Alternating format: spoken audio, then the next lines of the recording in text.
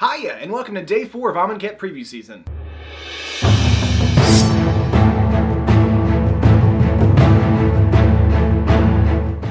Ladies and gentlemen, this is MTG Traders. My name is Taryn. Let's get into the cards that were spoiled today, as well as some I missed yesterday.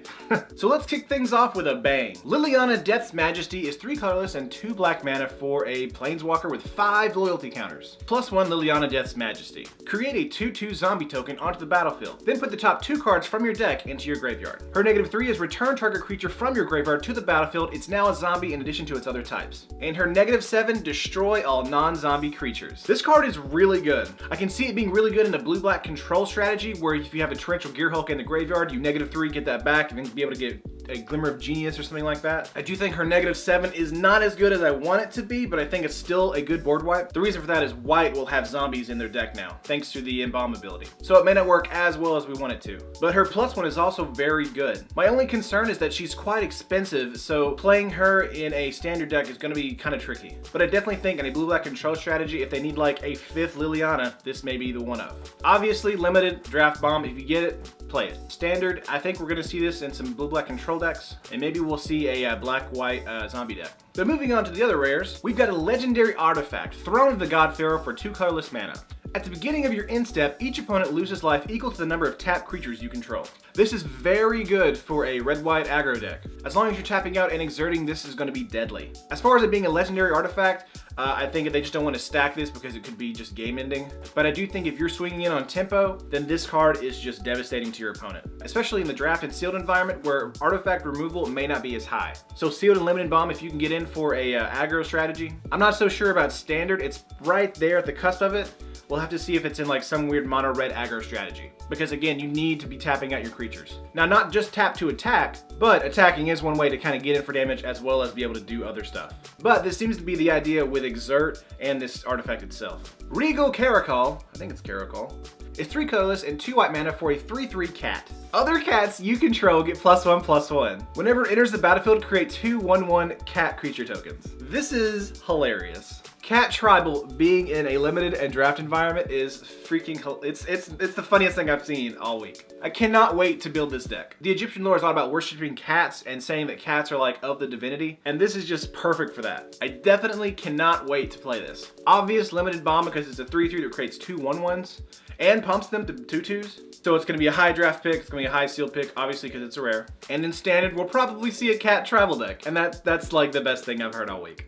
Next up, we've got Glorybound Initiate and 1 colorless and 1 white human warrior that is a 3/1 that, whenever it's exerted, it gets +1/+3 until end of turn. This is probably one of the best white creatures I've seen in a long time. So whenever it swings in, it turns into a 4/4 if you want it to. I said this is probably going to be in a white and blue shell in a sealed draft and probably in standard. You're going to have a lot of untapped cards. So being able to swing it for 4/4 on turn 3 is really, really solid. Definitely think this will see a lot of work. Amazing limited pick, amazing draft pick, obviously.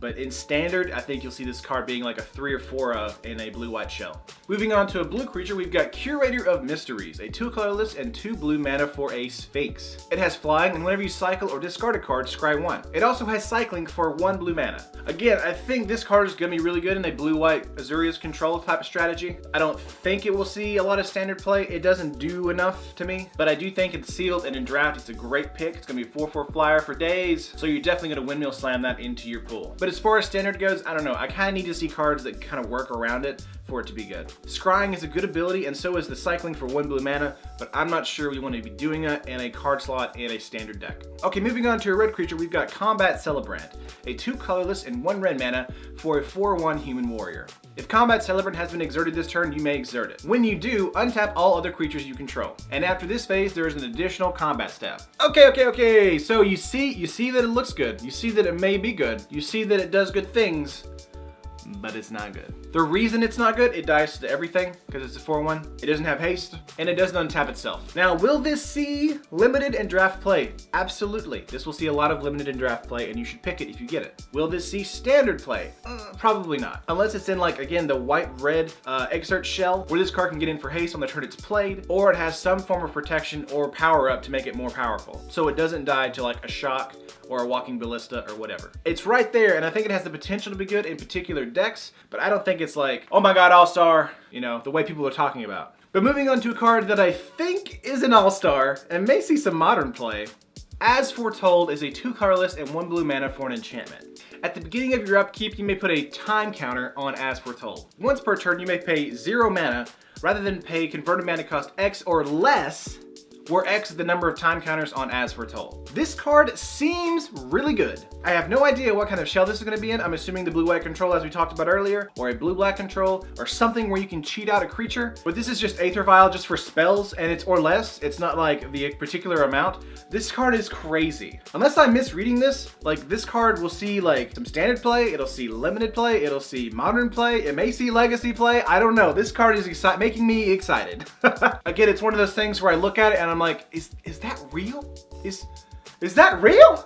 I'm excited for it, and I think you should be too. Again, pick it in every format you play it in. And I definitely think in standard, there's gonna be some kind of blue-black control or blue-white Azorius control deck that this card is gonna be in, and it's gonna be ridiculous. Because there were so many good enchantments in Amonkhet, I still don't see a lot of enchantment hate, especially in the draft and sealed environment just yet. I'm assuming those will come later in the week or next week. But right now, in the standard environment, there's not a lot of cards that interact with enchantments correctly. I think Fragmentize is the only card in my mind right now that actually kills this for 1 mana. So I would be very excited. And keep in mind, that is per turn. That is your turn and your opponent's turn. So you can counter something for free and then go to your turn and play something for free.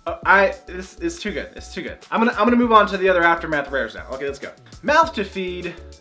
Mouth to Feed? Why not Mouths to Feed? Why wouldn't they put the S?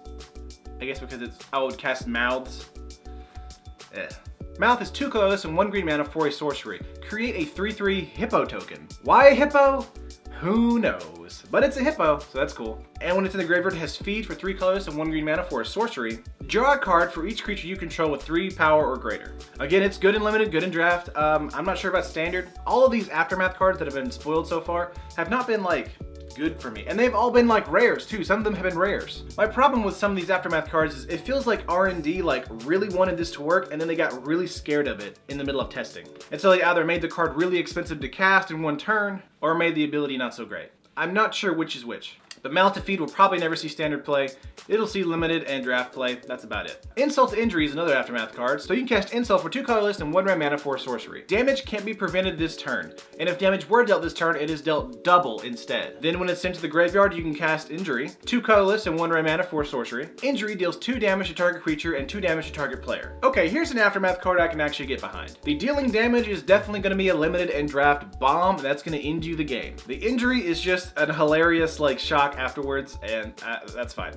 For 3 mana, you can deal damage divided between the opponent and the creature. I think that's pretty good. But besides that, this is just silly. I'm not sure this will see standard play, again, because just the Aftermath is so expensive and because of the ability itself not being that great. I'm not saying the ability is bad, I'm just saying the ability is meant for like a draft and sealed environment. Playing this as standard, I don't think you're gonna have this kind of board state crop up, unless you're playing again like the red-white exert aggro type strategy, where you want to get in for that double damage, and then you'll never cast Injury because why would you pay 3 mana for what it's trying to do?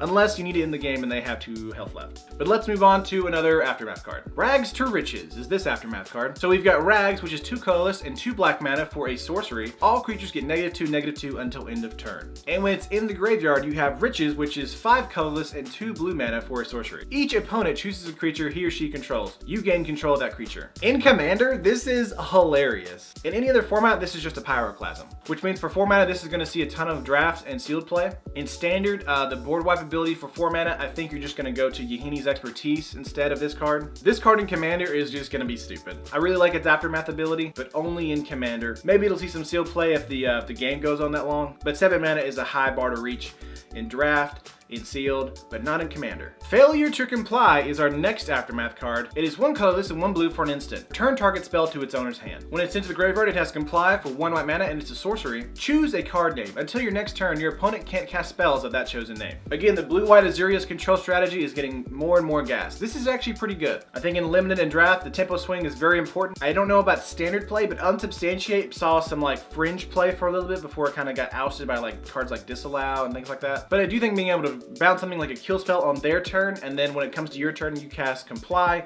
which says Okay, now you can't Ruinous Path my Planeswalker until the full rotation of another turn. I think that's incredibly important, especially if they're holding like Planeswalker Hate and you're about to ultimate off on your Liliana or things like that. I think this will probably see some really good tempo play. And this is our last Aftermath for today, Cut to Ribbons. Cut is 1 colorless and 1 red mana for sorcery. Deal 4 damage to target creature. And then when it goes to graveyard, it has ribbons for X and 2 black mana for sorcery. Each opponent loses X life. This card is super cut and dry, but that's what makes it so good. Being able to kill one of their creatures on board, and then whenever it goes to the graveyard, in the late game, you'll be able to have them lose, 5, 6, 7, 8, 9, 10 life. I think that's really good, especially in draft and in limited. As far as standard goes, I'm not sure it's there yet, but don't hold me to that because ribbons is actually a pretty good ability. Where I think life gain cards are not that great, I think life loss cards, when it has X beside it, is actually really good. But that's it for the rares so far. Let's move on to some of the uncommons. Battle Scavenger is a 1 colorless and 1 red mana for a 2/2 Jackal Rogue. You may exert Battlefield Scavenger as it attacks. Whenever you exert a creature, you may draw a card. If you do, discard a card. Okay, this isn't that great of a loot ability because it's not an outright loot ability, but I think it does give you an upside whenever you exert creatures on your side of the field. In draft and in limited, I think this will be quite good.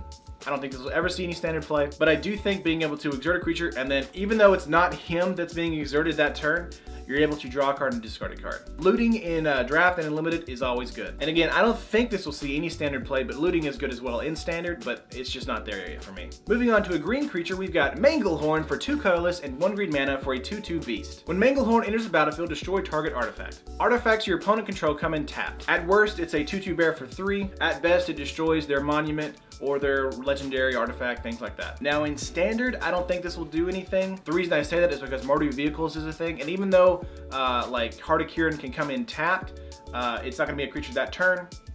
And when it becomes a creature, it doesn't get tapped as well. However, trading for a 2/2 for 3 and trading for their Heart of Kieran is pretty good. Then again, we have cards like Fragmentize and other things in green that do this a little bit better, that gain you life, things like that. But we'll see.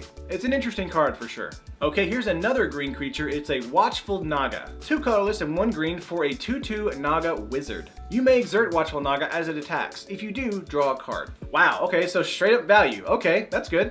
This will definitely see some draft and limited play. I don't think this will see any standard play, but the ability to exert and draw a card is great. And if this is in a green-white Selesnya strategy in draft or in limited, this will see even more play. Because just straight up drawing a card whenever it exerts itself is interesting in a way that I haven't seen in a long time in draft. Some of the power levels of these cards are really pushed, and I like that a lot. Okay, let's just go through the comments real quick. Scarab Feast is 1 black mana for an instant. Exile up to 3 target cards from a single graveyard. It also has cycling for 1 black mana. We saw Watchers of the Dead yesterday, and I think this is probably the better pick if you want graveyard hate. While it doesn't get rid of the graveyard entirely, it will be able to get out specific cards that you don't want in the graveyard. I think in limited and in draft, it may not see a lot of play, except for the cycling ability, which is good for 1 mana. But I think in standard, it'll see a ton of play, because you definitely want to be exiling cards like Scrapheap Scrounger, any kind of counter spells in the black-blue control matchup, and things like on the tabletop like Metalwork Colossus in standard. I think it's very good, it's probably going to be in everybody's sideboard because of that. Either way, I think it's great. Moving on, we've got Pouncing Cheetah, 2 colorless and 1 green mana for a 3/2 flash creature. Flash on a green creature?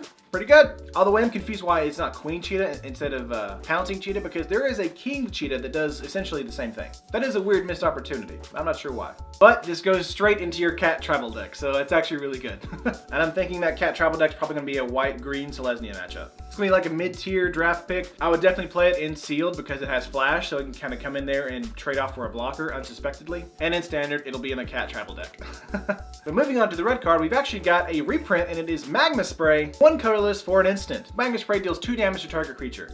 If that creature would die this turn, exile it instead. Oh, Magma Spray, where were you like 6 months ago? In draft and in sealed, this card is great. It's going to help trade in for some value. And if you're playing against any kind of white cards that have Embalm on them, you can definitely get those out of the graveyard so they don't have the Embalm secondary ability. As far as standard, we may actually see some play with this, since there's a lot of cards like Scrapheap Scrounger that just will not die, and this card deals with it handedly. And moving on to a good old green creature, we've got Colossipede, a 4 colorless and 1 green mana for 5/5. Oh, Colossipede, you're keeping the magic dream alive. A 5 mana 5/5 in draft and sealed is usually a pretty good pick. I wouldn't see this in standard or anywhere, but definitely in draft and in sealed, you're going to see this see some play. Alright, that's everything from the set. Let's go over the Planeswalker cards. Liliana's Influence is 4 colorless mana and 2 black mana for a sorcery. Put a -1/-1 counter on each creature you don't control. Then you may search your deck for a Liliana Death Wielder, put it into your hand, then shuffle your library. Just like with Aether Revolt, we have the tutor cards to be able to get the Planeswalker from the deck into your hand. This will never see standard play, but for the Planeswalker deck itself, for balance issues, it's probably fine.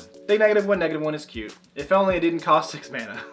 Next up, we've got Gideon's Resolve, which is Gideon's tutor. 4 colorless and 1 white mana for an enchantment. Whenever Gideon's Resolve enters the battlefield, you may search your library for Gideon Martial Paragon and put it into your hand. All creatures you control get +1/+1. So it's an onboard anthem and a tutor for the Gideon. Again, this won't see standard play, but it's pretty good for the deck. I do like that the intro decks now are Planeswalker decks because it gives people more of an ability to play with Planeswalkers so that they're more familiar in the future when they get a good Planeswalker. Because I do think Planeswalkers are probably the most confusing cards in all of Magic. To new players, that is. But moving on to an exclusive creature that's in the Planeswalker decks, we've got Companion of the Trials, which is a 2 colorless and 1 white mana for a 2/2 bird warrior.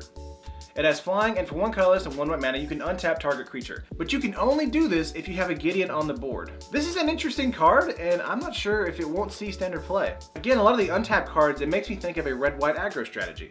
And so, if you're able to untap your exerted creature for just 2 mana when you have a Gideon on board, I think that's really good. However, that is like a magical Christmas land scenario, so I'm not sure that's going to be great, but that is an interaction that I think of first off.